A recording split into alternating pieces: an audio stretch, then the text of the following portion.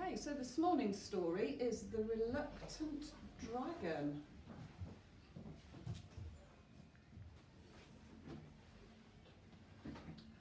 One summer's evening, a shepherd tore down the hill to his cottage.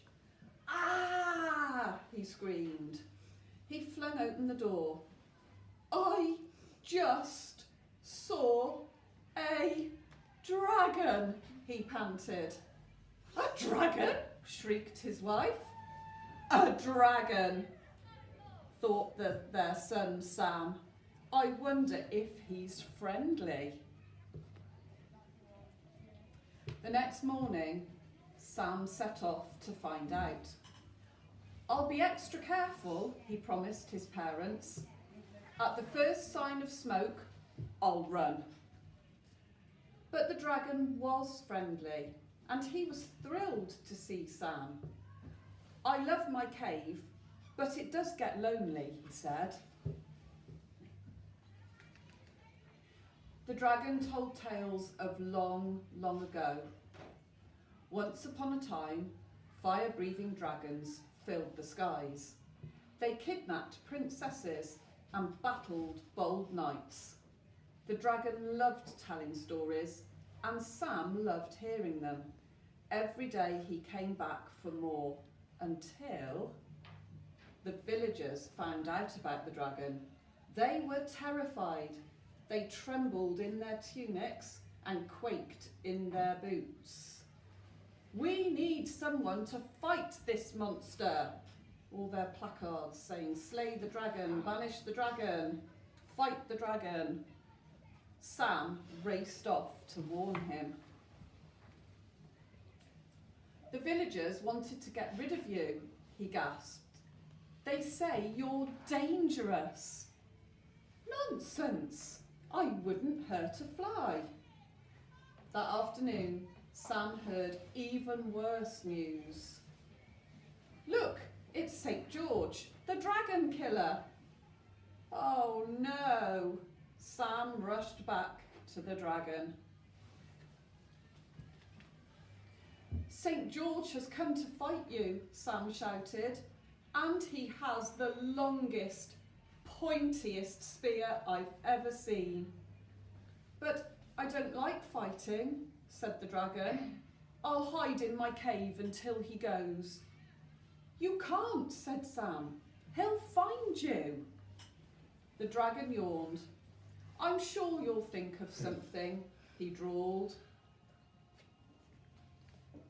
Sam wandered through the village square, thinking hard. A crowd was telling St. George about the dastardly dragon. "He'll eat us all. He'll set us on fire." When the villagers had gone, Sam went up to St. George. "It's not true," he protested. "The dragon wouldn't hurt a fly." "But they want me to fight him," said St. George. "What can I do?" "I've got an idea," Sam said. "Come and meet the dragon." "Here's the plan," said Sam. "You could have a pretend fight, but it must look real," insisted St. George. "And then we can have a feast." The next day, Sam waited nervously by the dragon's cave. The entire village trekked up the hill to watch the fight. Colossal cheers broke out when St. George rode into view. But where was the dragon? A roar echoed round the hills, flames blistered the air, and the dragon thundered out of his cave.